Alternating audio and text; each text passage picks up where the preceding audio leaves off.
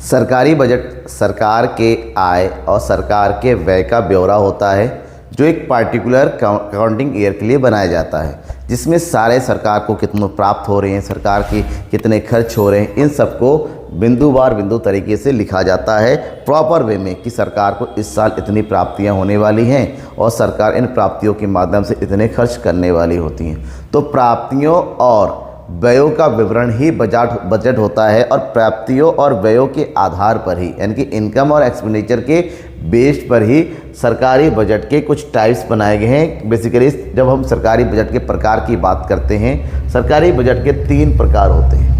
लेकिन अगर कैटेगरी में जाएं, इसको कैटेगराइज अगर करते चलें तो सरकारी बजट के 3 रूपों में बांटने से पहले हमें समझना पड़ेगा कि संतुलित बजट, अधिशेष बजट और घाटे का बजट जो होता है उसको क्लासीफाई कैसे किया जाता है। मतलब साफ है, आज की इस क्लास में हम बजट पढ़ेंगे, बजट के प्रकार के बारे में, टाइप्स ऑफ बजट। ठीक है, टाइप्स ऑफ बजट के बारे में पढ़ेंगे। तो जब बजट के प्रकार की बात करेंगे, बजट को बेसिकली 2 ग्रुप में बांटा गया है कि 2 प्रकार का बजट होता है और ये प्रकार किस आधार पर है, सरकार को मिलने वाली प्राप्तियों और सरकार के द्वारा किए जाने वाले व्ययों के आधार पर है। तो 2 प्रकार के बजट होते हैं। एक होता है संतुलित बजट, संतुलित बजट, ठीक है, और दूसरा होता है हमारा असंतुलित बजट।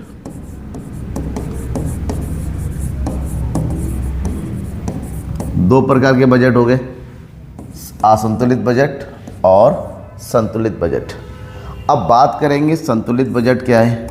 नॉर्मली संतुलित बजट वह होता है जहां पर सरकार की प्राप्तियां और सरकार के व्यय दोनों ही आपस में बराबर होते हैं, यानी कि सरकार की जो रिसीप्ट्स होती हैं अलग अलग सोर्स से और सरकार जो खर्च करने वाली होती हैं एक्सपेंडिचर दोनों ही बराबर होते हैं, तो वो होता है संतुलित बजट। इसको मैं अभी डिफिनेशन के साथ, मीनिंग के साथ बताऊंगा, अभी आगे है, तो फिलहाल शॉर्ट में समझिए। यहाँ पर दूसरा होता है असंतुलित बजट।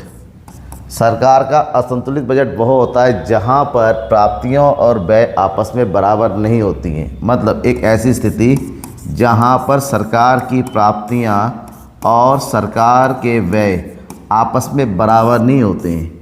मतलब इंग्लिश में बोलते हैं receipts are not equal to the expenditure. मतलब जितना पैसा आया उतना खर्च नहीं होता है या उससे ज़्यादा होता है। तो ये असंतुलित बजट के प्राप्तियों और व्यय के बराबर ना होने के भी 2 स्थितियां हैं।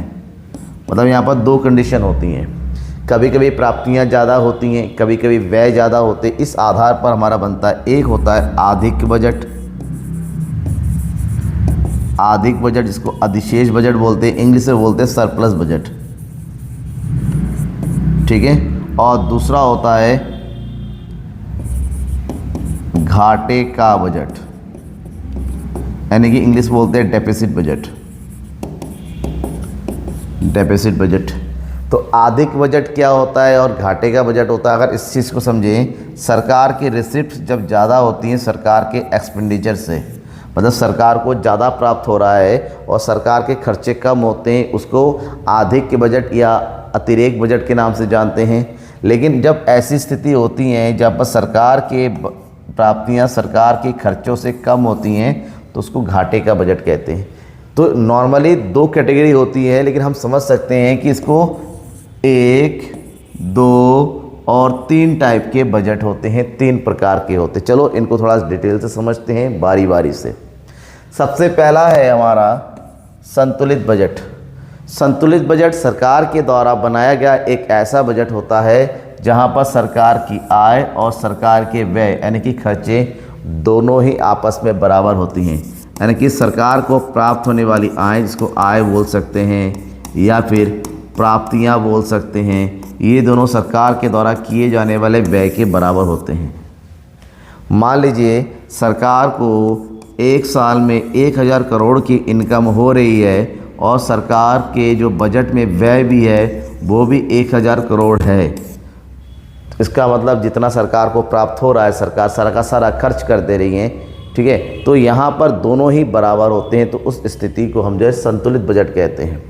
बेसिकली जो विकसित देश है, जो विकसित देश है जैसे यूएसए हो गया, जैसे जर्मनी है, जैसे फ्रांस है, जैसे इंग्लैंड है, ये सारे देश इस बजट को बना सकती हैं, क्योंकि उनको डेवलपमेंट के नाम पे अब कुछ नहीं करना, अब मेंटेन करना है, वो उस स्थिति में पहुंच गए हैं। लेकिन उसके बावजूद भी बहुत सारी कंट्रियां इस बजट को नहीं बनाती हैं, क्योंकि अभी भी जिस कंट्री को डेवलप करने की ज़रूरत होती है वो उनके खर्चे ज़्यादा होते हैं।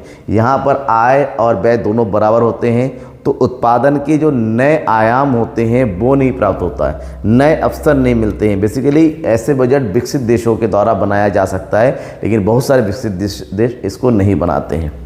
तो होता क्या है, जो दूसरा टाइप होता है जिसको बोलते हैं हम अधिशेष बजट, टाइप नंबर 2 अधिशेष बजट, यानी कि सरप्लस बजट। ये एक ऐसी स्थिति होती है जहाँ पर सरकार की प्राप्तियाँ ज़्यादा होती हैं सरकार के व्यय से। मतलब ये हुआ कि बजट के अंतर्गत सरकार की जो आय हैं सरकार के खर्चों से ज़्यादा होती हैं। मान लो सरकार को अगर 1000 करोड़ का इनकम प्राप्त हो रहा है तो बजट के अंतर्गत सरकार के व्यय होते हैं 980 करोड़। मतलब ये हुआ सरकार के 20 करोड़ यहाँ पर क्या हो रहे हैं, बच रहे हैं। क्या हो रहे हैं, बच रहे हैं। तो इसे बचत का बजट भी बोलते हैं। क्या बोलते हैं, बचत का बजट। और यकीन मानिए कोई भी देश ऐसा नहीं है जो इस बजट को बनाती है, लेकिन अगर कोई सरकार ये बनाती है तो उस स्थिति में बनाया जाता है जहाँ पर उस देश में मुद्रास्फीति बहुत ही ज़्यादा भयानक हो गई हो, देश में महंगाई बहुत ज़्यादा बढ़ रही हो। महंगाई को कम करना है तो महंगाई को कम करने के लिए सरकार के व्ययों को कम करना पड़ेगा, टैक्स बढ़ाना पड़ेगा। इससे सरकार की प्राप्तियां बढ़ जाती हैं और खर्चे कम हो जाते हैं और सरकार को जो है बचत का बजट बनाना पड़ जाता है। लेकिन ये तभी पॉसिबल है किसी भी देश के द्वारा, क्योंकि सरकार का काम यहाँ पर इनकम कमाना नहीं है कि सरकार टैक्स ज़्यादा ले ले, सरकार की प्राप्तियाँ ज़्यादा हो और सरकार खर्च कम करे। ये नहीं होता है। लेकिन एक ऐसी स्थिति आ सकती है जहाँ पर हद से ज़्यादा महंगाई हो, कंट्रोल से बाहर हो, अब कुछ नहीं हो रहा है, तो उस स्थिति में सरकार बचत का बजट बना सकती हैं। ठीक है, नॉर्मली बचत का बजट बनाने का मतलब देश की लोगों की आय बहुत ज़्यादा है, ऐसा कम ही होता है। लोगों में महंगाई आती है, महंगाई का दूसरा रीज़न होता है सप्लाई में कमी करना भी होता है। तो नॉर्मली इस बजट को कोई भी सरकार प्रेफरेंस नहीं देती है, बनाना नहीं चाहती अगर मजबूरी ना हुआ तो।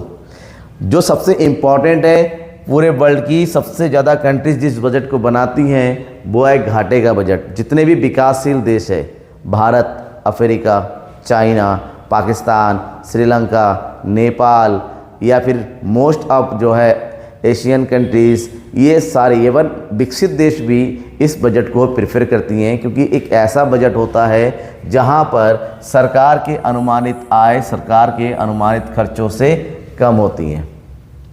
मतलब यहाँ पर सरकार की प्राप्तियाँ जितनी होती हैं उसकी तुलना में सरकार के जो व्यय होती हैं वो ज़्यादा होती हैं। तो प्राप्तियों के कंपैरिजन में व्यय ज़्यादा होते हैं। मान लो सरकार अपने बजट में अनुमान लगाती हैं कि सरकार को 1000 करोड़ की इनकम मिलने वाली होती हैं, तो वहीं पर सरकार के व्ययों का अनुमान जो है 1200 करोड़ का हो जाता है।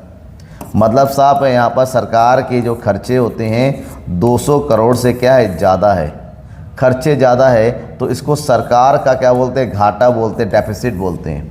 क्योंकि बजट, अब इस घाटे की पूर्ति के लिए सरकार को क्या लेना पड़ता है, ऋण लेना पड़ता है, उधार लेना पड़ता है। इससे सरकार के ऊपर उधार का बोझ आता है। लेकिन क्या, लेकिन ये होता है देश में उत्पादकता को बढ़ानी है।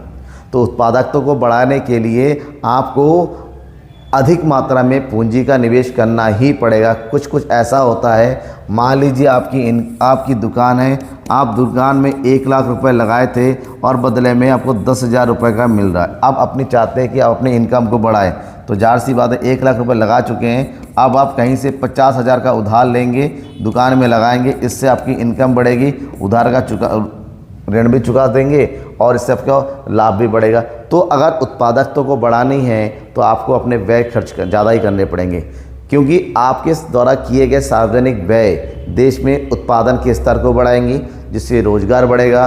रोज़गार बढ़ने से आय स्तर में वृद्धि होगी और देश का विकास होगा, और जो उधार लिया उसको रिटर्न भी आप कर पाएंगे।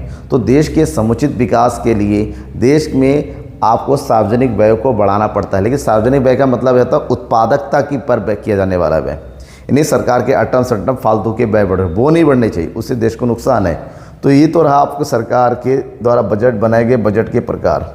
अगर इनमें कोई डाउट होता है बेझिझक बेधड़क आप मुझसे पूछिए, कोई भी डाउट होता है। ज़्यादा से शेयर कीजिए, आप शेयर नहीं कर, देख तो लेते हैं शेयर नहीं करते अपने दोस्तों को शेयर कीजिए। कमेंट बॉक्स में कमेंट करके बताइए क्या दिक्कत आ रही है, कहाँ पर आपको प्रॉब्लम आ रही है। मैं हर एक चीज़ को सॉल्व करने की कोशिश करूँगा। तब तक थैंक यू एंड बाय।